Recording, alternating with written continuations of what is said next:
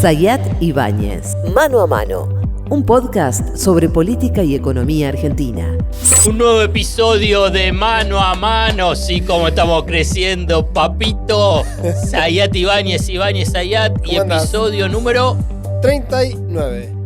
Estaba buscando acá, no solo para chequear, porque Alfred mandó que era el episodio 39, sino también para recordar que, como hicimos un sorteo por el Día del Padre, de Jean Llave. ¿Y Pablo entregó? Entregó. Muy bien. Estamos hablando de Pablo López. Pablo López. El dueño de todo esto. El dueño de nosotros, podríamos decir. Nuestro dueño. Y vamos a hacer también otro sorteo. ¿Otro más? Sí, vamos a hacer. No puedo creer. Porque vos habías prometido que iba a haber 4 sorteos. Sí, había prometido. Y Pablo cumple. No sé con quién te comprometiste, pero bueno, vamos a hacer otro sorteo. Así que al final te voy a repetir cuál es el esquemita para participar de ese obsequio. Y mientras tanto, vamos a los habituales seguidores. Saben que tienen las aplicaciones, calificar y compartir los episodios de Mano a Mano. Y también aquellos que nos ven cada tanto, porque el algoritmo se los mete ahí para no perderse ningún episodio de Mano a Mano, ponen suscribir y te va a notificar cada semana. Yo creo que vamos a ir logrando cierta estabilidad de que los miércoles a la nochecita o los jueves a la mañana va a estar todas las semanas el episodio de Mano a Mano. Esperemos. Dijiste estabilidad. O sea que me tiraste el pie para empezar. Vamos a hablar de... ¿Puedo hacer algo? Vamos a hablar de... Sí, vamos a hablar...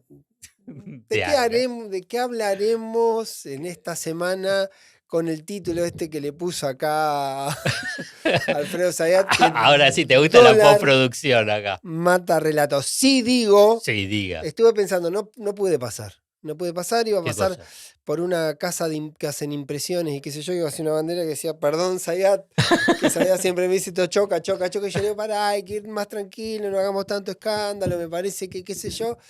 Vos decís que ahora haces una revisión y que el episodio anterior era una afirmación y no una pregunta en el título. Creo que sí. Y... No, escuchen, graben esto, porque digamos, este valor de que Pablo lo reconozca. Es mi forma de elogiar, de decir que venís hace tiempo advirtiendo, yo siempre estoy como poniendo un poco el pie, como diciendo, che, por ahí no es, qué sé yo, hay otros factores que pueden intervenir para administrar las cosas, pero evidentemente tuvimos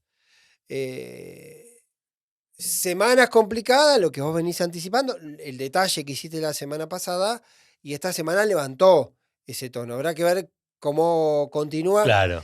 La primera impresión que tengo, y te pongo la pelota ahí para que arranques, es que ya hace 15 días el piso del dólar era 1.200. Uh-huh. Esta semana ya el piso del dólar parece ser 1.400. Ya hubo un cambio ahí, que por más que no siga escalando la crisis, da la impresión que ya pegó un cimbronazo que ya te cambió la perspectiva y ya estamos hablando de otro escenario. ¿Es así? Sí. ¿No es así? Y son pisos que van a ir subiendo. Ajá. ¿Pero por qué? A ver. Vos tenés varias aristas, varios aspectos. Uno es el político, que creo que lo vamos a compartir después, un tema político. ¿Qué es una crisis política? El tema de la figura del presidente como ministro de Economía y con comportamientos o afirmaciones, mejor, mesiánicas. Que esto es una señal, no es poco para el mercado. Sí. Para el mercado, para la economía mejor. Sí, pero para el sistema, yo sería más genérico y diría para el sistema de poder. Bueno, para el sistema, anoche estuve hablando con un empresario. Está muy bueno eso, la verdad es espectacular. Es para el sistema de poder. El sistema de poder, estamos hablando de poder económico y todo, como dice Pablo, el ecosistema. Sí. Pero vamos a una cuestión que ¿por qué dólar mata relato? Ya tenés una brecha cambiaria del 55%. Digamos. Milei se autoelogiaba que había asumido y la brecha había bajado al 10-15%. Ya no. Entonces, dólar mata relato. También hablaba de la estabilidad cambiaria. Ya está claro que no.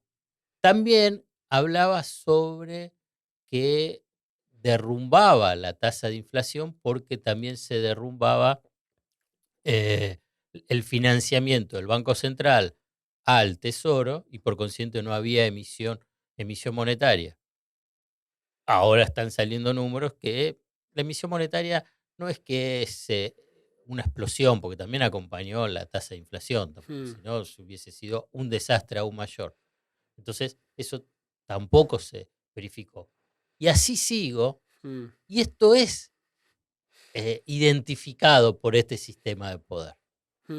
No es que es una cuestión menor, que el horizonte que Milei había planteado en un área muy, muy sensible, que es el sistema financiero, el sistema cambiario, no lo esté consolidando. A lo que se le suma que dejó de sumar reservas. Claro. Cuando deja de sumar dólares, en la historia de las economías la historia de la economía bimonetaria de Argentina, que se agudiza en cada una de las crisis, y todos ponen una luz de alerta, por lo menos la luz amarilla. Voy a terminar en el diagnóstico genérico de que no importa en qué lugar del espectro ideológico político estés, sí. Siempre el problema es el dólar. Sí. Siempre el problema es la cantidad de dólares que tenés. En el Banco Central. Sí.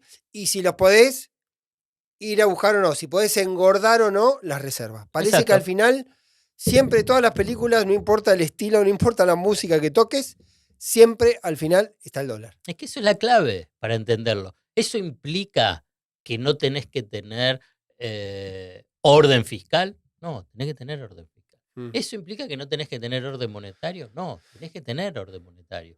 ¿Eso implica que tenés que tener unas políticas industriales consistentes? Sí, las tenés que tener. ¿En qué sentido cuando digo consistentes?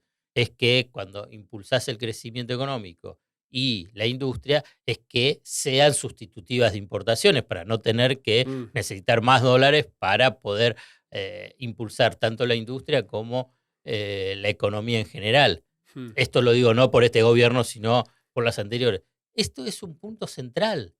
Y yo creo que el mensaje económico que se impuso, lamentablemente, y esto es fruto de, yo creo, una colonización del pensamiento económico argentino por los sectores más ortodoxos, monetaristas, es que si tenés equilibrio fiscal, se te solucionan todos los problemas. Claro. Fíjate qué fácil sería. Bueno, esto está demostrado que no. Que no. Entonces, por lo menos hasta ahora. Sí, digo. La ortodoxia un poco se corre. Fíjate que López Murphy, Melconian, Carlos Rodríguez. Me voy a permitir una lectura adicional, sí. Alfredo. Sí están valorando el superávit fiscal y sí entendiendo que este superávit fiscal es trucho. Es poco sostenible en el tiempo. Bueno, porque trucho. Porque no es sólido. Vamos a una cuenta, a la cuenta, solo una, de las varias. Sí. La del Camesa. Sí. Camesa es que le tiene que pagar a las energéticas por la diferencia entre el precio, digamos, el costo y el precio de venta, para decirlo de una forma muy sencilla. Entonces hay subsidio. Entonces tiene que poner, esa diferencia la tiene que poner el Tesoro. Gran problema durante el primer trimestre. Había una deuda acumulada con Camesa, que es lo que decidió Caputo, le dice, no, bueno, un bono al 2038. Sí. O sea, un default. El primer pequeño default del gobierno de Milei, que no es presentado así, pero a ver, ¿cuál es el manual básico que dice que una deuda no se paga? Claro. El default. Claro. Bueno, esa deuda se paga con un bono. Bueno, es un default que se reestructuró. Es el famoso paga a Dios, que lo pague y que esté en el 38. El 38. Bueno, las energéticas locales, más flexibles, las extranjeras, menos flexibles, finalmente firmaron. Sí. Bueno, dame el bono. Pero para los meses siguientes, no. Pero pagás, bueno, todos los meses. Ahora vino la demanda de eso. ¿Y qué pasó? Lo mismo. No pagaron. Claro. ¿Y por qué? Porque para tratar de lograr el equilibrio fiscal. Y bueno, así, la verdad, no nos engañemos. No se engañen ortodoxos, libertarios, digamos. No hay superávit fiscal. No, lo que sí digo que con esta famosa historia de liberar de pasivos remunerados el central y mandarlos al tesoro, es el tesoro el que va a tener que pagar, la necesidad del superávit va a ser todavía mayor. Es una señal malísima. Es algo, es un absurdo. Eso es otro de los dogmatismos que impuso, si querés, ese pensamiento ortodoxo, monetarista, que decir, bueno, esa deuda del Banco Central la tenés que limpiar y la pasás al Tesoro. Lo voy a hacer muy sencillo para que no sea muy técnico. Vos antes la deuda era el Banco Central y los bancos, ¿no? Sí. Estaba encapsulada acá. Sí. Entonces, la deuda se renovaba cada 7 días o cada mes antes, más pasado, y generaba intereses. Esos intereses se devengaban. No es que los pagaba el Banco Central. ¿Qué se devengaban? En el balance del Banco Central, de los bancos. Entonces estaba encapsulada. ¿Era un problema? ¿Es un problema? Sí. Lo tiene que resolver. El tema es cómo, ¿no? Entonces, ¿pero qué es lo que te dice el dogmatismo de los monetaristas, de la ortodoxia? Ese crecimiento de deuda implica emisión futura. Y si es emisión futura, eso es inflacionario. Y la expectativa de la inflación futura, de la emisión futura, hace que eso sea inflacionario. Claro. Eso es parte de el esoterismo de los monetaristas. Esoterismo. Entonces, ¿qué es lo que hace? Entonces hay que limpiarlo. Bueno, entonces sacamos la deuda y la ponemos en el Tesoro. O sea que rompemos esa cápsula. Digamos, simplifiquemos el gobierno, digamos. Sí. Es el gobierno, el Poder Ejecutivo. Claro, el Tesoro. La deuda de ahora ya se pasó una parte. Es equivalente a más o menos 12.000 millones de dólares. Falak, en letra P, que hace el newsletter diario, lo mencionó. Sí. Gran newsletter, Despertar, de Marcelo Falak. Así es. P. Entonces, eso implica un de pago de intereses de 750.000 millones de pesos mensuales. A la tasa de hoy. Sí. A la tasa de hoy. Bueno, lo pasás al Tesoro. ¿Pero qué pasa en el Tesoro? Ya no está encapsulado. Tiene que renovarse. Hay que ver periódicamente. Se tiene que renovar. Y si no se renueva, entonces, ¿qué es lo que dice? Igual, si no se renueva, te lo compra el Banco Central. Y entonces, ¿para qué lo sacás? Claro. ¿Para qué lo sacás? Y además generás en los bancos una situación de inestabilidad fenomenal. Esa fue la conferencia de prensa fallida del viernes de Caputo Bausili. Entonces, ahí esto es un punto central. Parece estar ahí. Sí. Parece estar haciendo un poco de agua en un segmento que venía siendo muy eficaz el gobierno, era en la comunicacional. Sí. El laboratorio de Santiago Caputo por momentos da la impresión que el dólar mata. Que no le está funcionando porque. El dólar mata el relato, Pablo. Pero esa conferencia que tuvo el objetivo ese, también había estado esa misma tarde el tema de la imputabilidad a 13 años, como para tratar de demostrar algún nivel de ritmo. Después salió toda la cuestión vinculada a reformas electorales, esto es generar agenda y demás. Y esta semana tuvimos la suspensión de la conferencia de Adorni el miércoles y tampoco va a estar el jueves. También parece que se empieza a revisar un poco esa cuestión. Cuando empezás a revisar es porque hay alguna alerta interno que te está diciendo que no funciona. Porque el dólar le rompe el relato. No pueden, digamos. Entonces, ¿por qué? Porque apostaron de una forma que yo creo que es una gran trampa a la variable financiera. Y te voy a hacer simplemente un recorrido histórico muy, muy cortito. Dale, a ver. En la década del 90, Menem estaba atado a que si subía las acciones, había confianza, si bajaba las acciones, había cuestionamientos. Sí, esto se vio en diferentes momentos del periodo de Menem. En el periodo de la Rúa, que era la variable que aparecía con crónica siempre. Riesgo país. ¿No? Y ahora aparece la del dólar. Vamos, en el ciclo del kirchnerismo, como una ruptura con el sistema financiero y con la deuda, digamos, el riesgo país podía estar en 5.000 puntos y si igual tampoco iba a buscar los dólares. No, porque además cuando rompe es como... Ya no importaba. ¿Y qué es lo que pasaba con las... No importaba. Sí. Trataba de mantener lo del dólar, ¿no? Sí. Más o menos quería mantener lo del dólar, pero no ponía en jaque ni al ministro de Economía, ni al gobierno. Sí lo ponía bajo tensión. Sí. En cambio, cuando... Y esto también hay un actor que tenemos que incorporar, que es el Fondo Monetario, ¿no? Sí. Pero bueno, entonces, cuando el gobierno, y en este caso Milei, en forma deliberada, ellos mismos ponen el tema del dólar, porque bajamos la brecha cambiaria, porque vamos a eliminar los pasivos Sí, remunerados del vos Banco Central. Júzguenme por esto. Claro, exacto. Y cuando esos datos empiezan a hacer ruido, bueno, te estoy jugando por eso. Vos venías a controlar. Claro. Bueno, con eso te voy a hacer una lectura más. A ver. Que yo soy un convencido de que más allá de los vaivenes económicos de los últimos años, de los últimos meses, perdón, de la gestión Milei, básicamente hubo cierta destreza en la administración de la política, aún con sus modos inusuales, aún más látigo que billetera, tenía esa capacidad de ordenar porque siempre había una proyección de que el tipo se había parado, vino a romper y tenía futuro. Lo que me parece un daño muy concreto que le produce la inestabilidad económica es que el supuesto saber o el principal capital de Milei empieza a mostrar grietas. No sé si esa grieta se va a profundizar ahora, dentro de un mes o cuándo, si es que se profundiza o si se acelera, pero es como le están diciendo, pero esto vos lo tenías, era de lo único del tablero que vos sabías y parecía que tenías controlado era esto también se te escapa. Claro. ¿Y sabés a qué me hace pensar? A ver. A la gestión Macri 2018. Siempre recuerdo, va a prescribir el tiempo, voy a poder decir el nombre de un dirigente del peronismo. ¿Cuánto tiempo? Ya lo puedo decir. Hace 10 años. No, tiene que pasar 10 años, fue en el 2018, de años quedan 4. Me dice...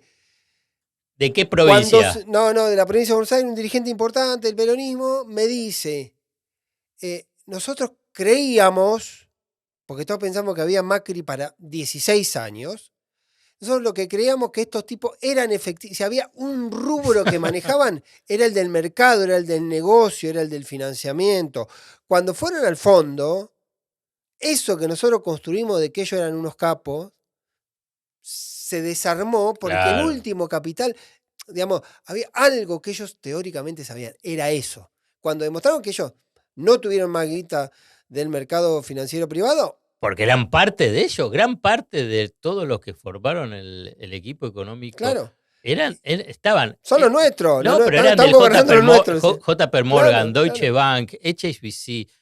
Digamos, estaban todos. Sí, sí. Estaban todos. Entonces, en su momento hice una cuenta, eran 33. Claro, 33 bueno, recuerdo eso que lo hablamos en algún momento, pero digo,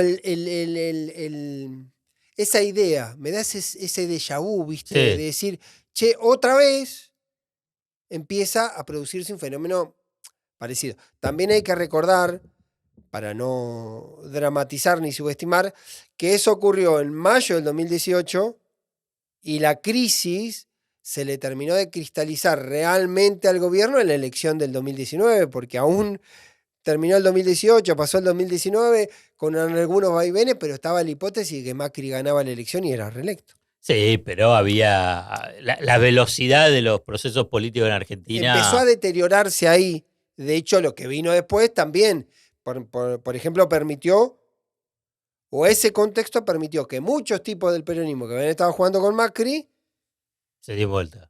Peguen la vuelta y se vayan a armar el esquema del Frente de Todos con Massa y Cristina.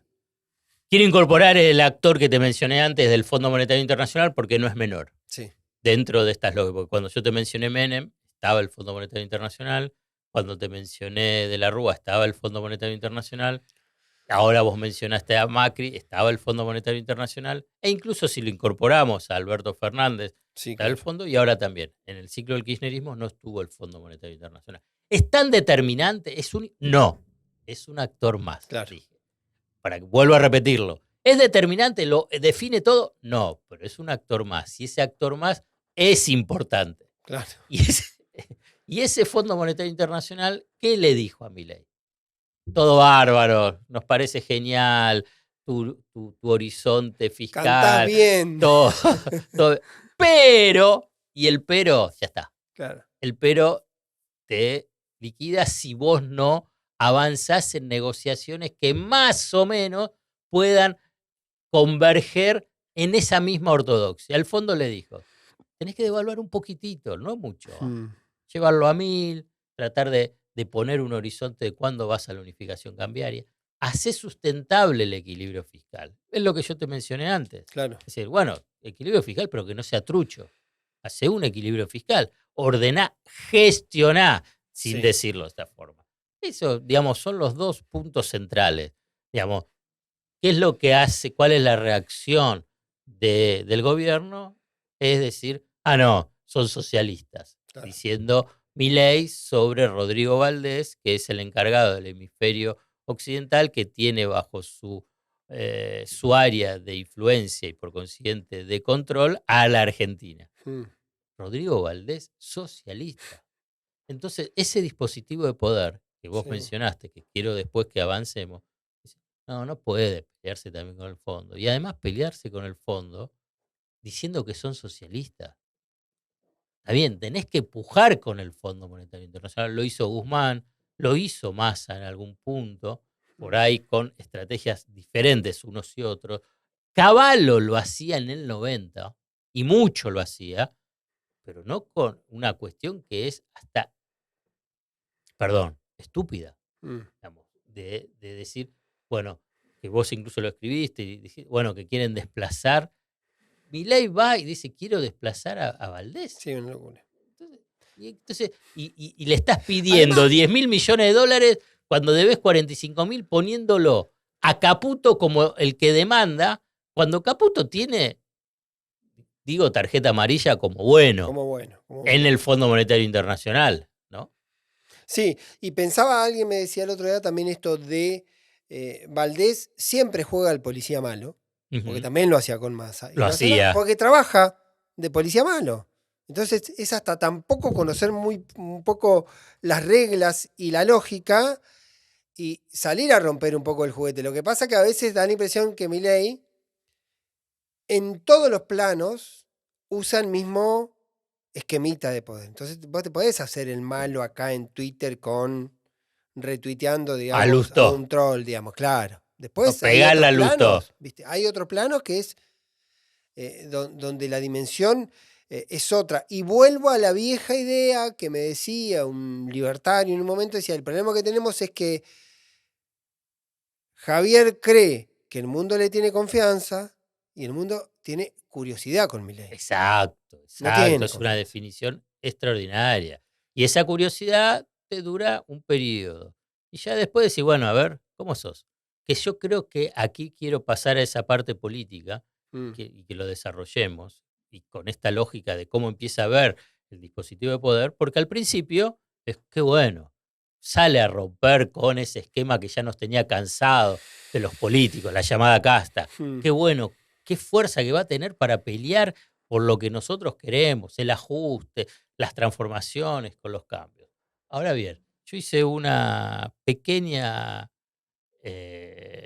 un pequeño detalle, ¿no? Sí. Sobre lo que es Milei vinculado con esta cuestión, no sé si llamarla mesianismo, o en última instancia que ella dejó de ser una curiosidad. Sí. Y entonces ya empieza a haber un poquitito más de duda.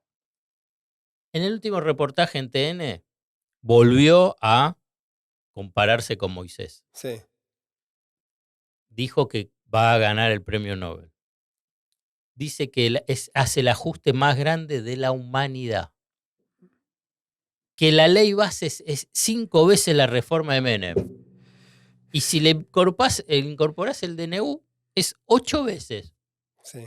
Digamos, el 5 y el 8, ¿cómo llega? Bueno, entonces ya no es curioso. Sí. No es una curiosidad. Es decir, ¿y este tiene que conducir? ¿Cómo hace la gestión? Esto es lo que está viendo el dispositivo de poder. Y entonces frente a eso, y bueno, está bien, ojalá que se ordene, piensan. Mientras, ¿qué hacemos? Cobertura cambiaria. Claro. Y ahí es donde empieza con el dólar. Sí. Y dice, y bueno, bajamos nuestra exposición en acciones, en títulos públicos, no toda, porque por ahí se ordena con la crisis política que pueda haber, con cambios de gabinete, con nuevas figuras. ¿Cambio de gabinete, dijiste? Sí. Caputo está tocado. Sí. Entonces, ya te digo cómo especulan. ¿Cómo evoluciona? Porque yo contaba en el último episodio qué era lo que decían en Casa Rosada, que en algún momento, repito, pero en algún momento Milei había pensado que a mitad de año Caputo iba a estar terminado y por eso iba a tener que llegar Sturzenegger, y justo lo decían, no, está bien, che, eso no ocurrió, queda Caputo para rato. Y no sé si queda Caputo para rato. Pero ahora están viendo, pero yo creo que hasta internamente lo están.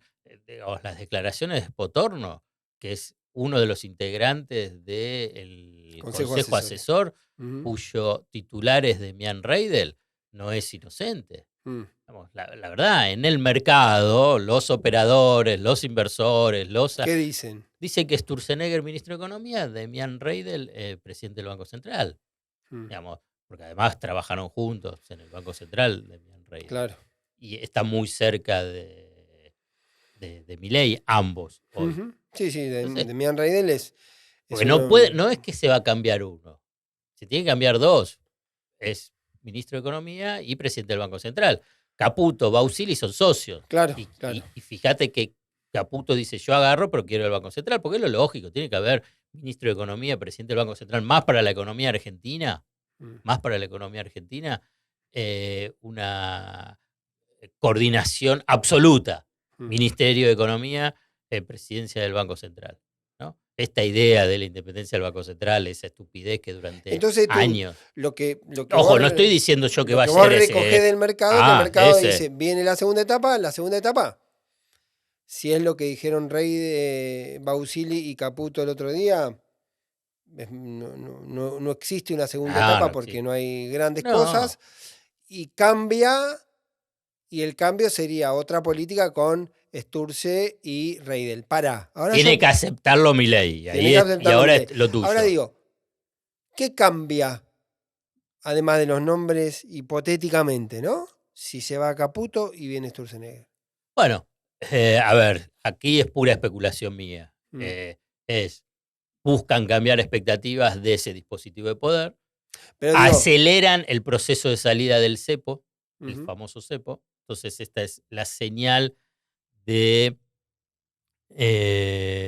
confianza hacia el mundo empresarial local, internacional, finanzas locales, internacionales, para que entren dólares, y como esa liberación significa un ajuste del tipo de cambio. Y entonces que sectores del complejo agroexportador empiezan a liquidar dólares. El plan es el mismo, cambio los jugadores porque uno está cansado y el otro no, y el otro está fresco. Yo creo que se profundiza si querés, el ajuste.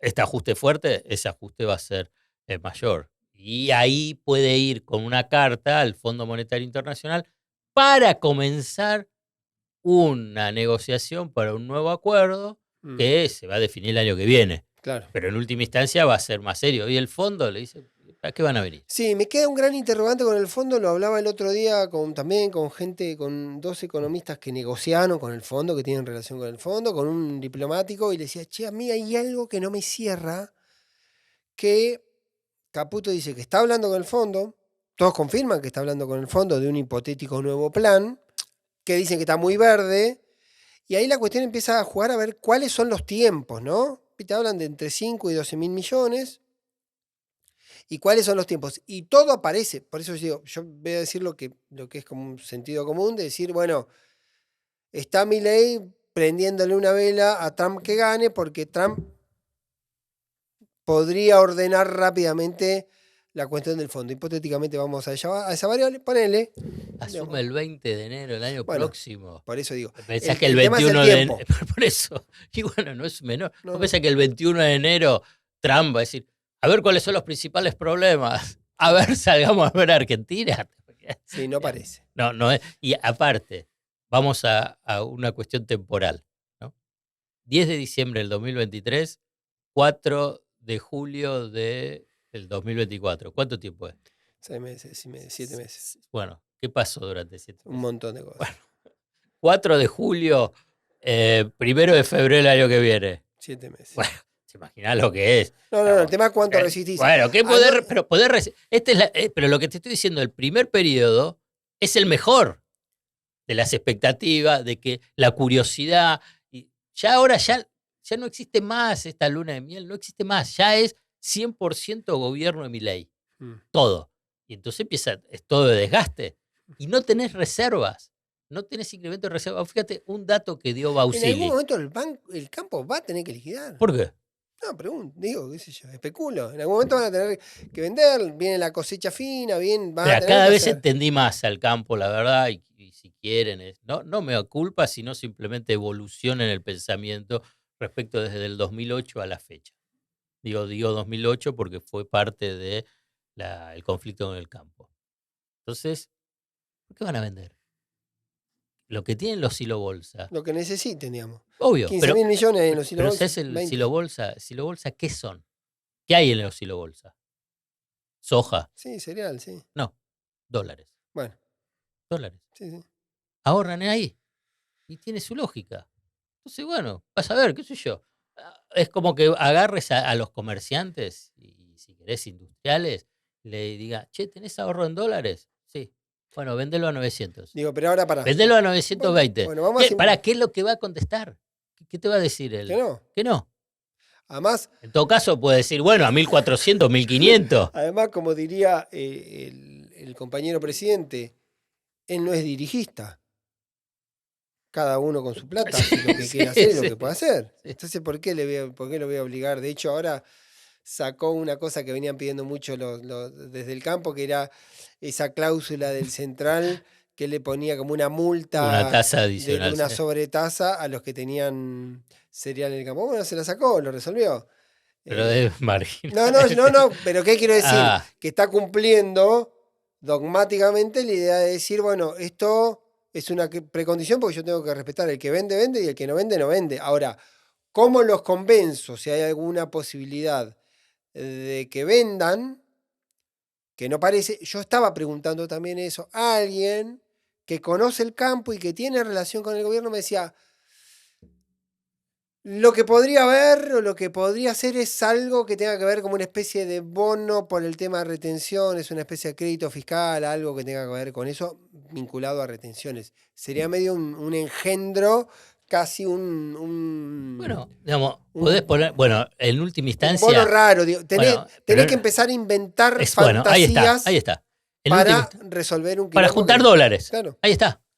¿Cuánto tiempo estuvo durante todo tanto en la parte el gobierno de Alberto y lo que decía también si Massa ganaba y Milei, es que todos apostaban a la super cosecha, que no fue super cosecha, fue una cosecha muy buena, mejor que la de la sequía, que este año iba a haber más dólares, precisamente por eso.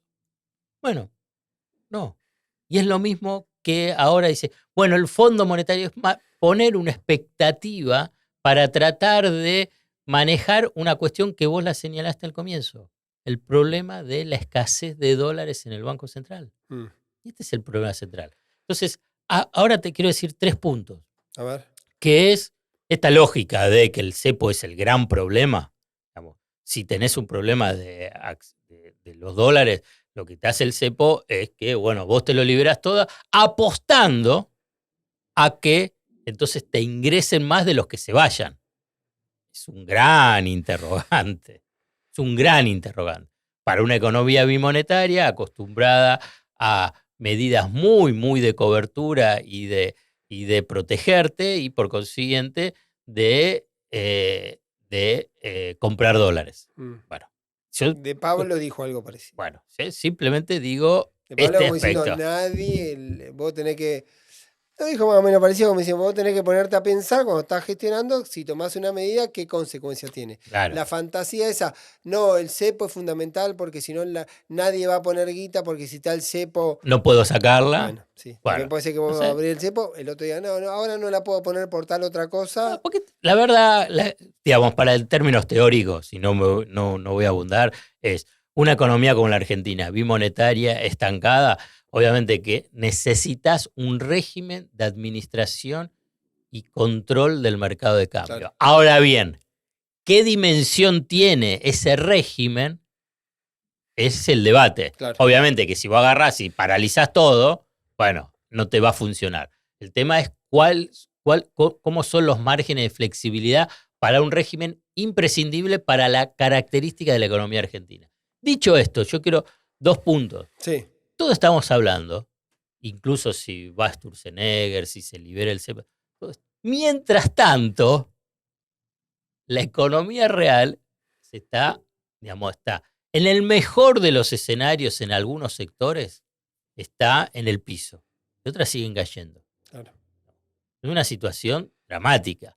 Que eso repercute en una variable de coyuntura muy, muy importante vinculada con el equilibrio fiscal, que es la recaudación.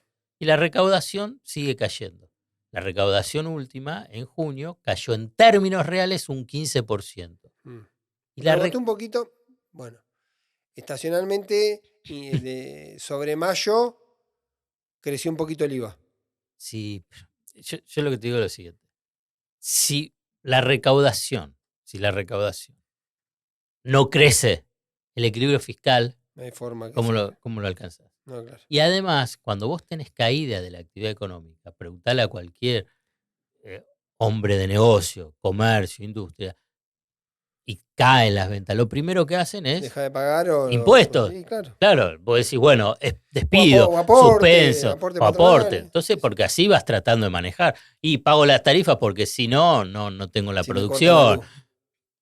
Entonces, claro. Entonces, por eso cae más proporcionalmente que la caída de la economía, la recaudación. Entonces, esto es después, en el supuesto caso que logran estabilidad en el mercado financiero, en la economía financiera, después tenés la economía real, que los números ya solo del primer trimestre son dramáticos. Sí. Dramático, vinculado con el tema social. Sí, y la otra variable, que es la gran pregunta, yo creo que vamos a tener una prueba de fuego con esto, de estas 2 semanas de dólar en alza, se va a volver a someter este interrogante: ¿cuánto impacta la suba de los dólares en los precios? Digamos, claro. ¿Cuánto corrimiento hay? Hay una expectativa ahí de sectores del gobierno, sectores cercanos al gobierno, que dicen, bueno, está tan muerta la actividad económica que nadie puede trasladar nada a peso porque no hay consumo, digamos, porque el consumo está muy deteriorado. Bueno, será una forma de medir los 2 factores, ¿no? Para medir a ver si hay corrimiento a precios, lo cual sería un problema. Ferreres el otro día proyectó junio 5.6, más allá de que la núcleo sigue corta en 3 puntos más o menos, pero también va a haber, quiero decir, parece un rompecabezas con muchos elementos, porque por momentos te sirve una economía deprimida para que no te vaya a precio, pero por otro lado la economía deprimida te impacta en la recaudación. Entonces tenés un problema. Y te genera falta de confianza, vas a cobertura cambiaria, sube el dólar y ya se te empieza a desmoronar todo. Dólar mata relato de Milei. Pero entonces lo que no mata el dólar. A ver, ¿qué no mata el dólar? Llave. Está bien, el sorteo. No mata o no Escuchame, mata. Estuvieron esperando hasta ahora, nos estuvieron escuchando todo esto, estos 2 plomos. Vamos a sortear un Gin Llaves, el Gin Seco, nuevo Gin Seco, sí, de llave, que se llama Llave Negra. Me gusta el nombre. Opa. Muy linda la botella. ¿Ah, sí? Muy linda la botella. ¿Que ya la ligaste vos? Además, sí, porque además es una. Viste, es así. Tiene ese, qué sé yo, de las cosas. Fresco, delicioso, liviano, muy lindo. Yo, como decía el otro día, consumo muy poco alcohol, poquísimo alcohol, y una de las pocas cosas que consumo es justamente gin, y ahora, naturalmente, soy un fan del Gin Seco Llave de Llave Negra. ¿Por qué tiene que ser? Quiero ganarlo. Yo voy a entrar, porque vos lo tenés, yo no. Por ahí, si entrás a nuestras redes, nos seguís, nos nombrás, nos encontrás, nos acompañás, vas a tener ahí justamente las indicaciones propias para cómo participar en el sorteo de un kit de Ginebra, de Gin Llave. Ahí está. Zayat, Ibáñez, Zayat, mano a mano. Hasta la semana que viene. Zayat Ibáñez, Mano a Mano, un podcast sobre política y economía argentina.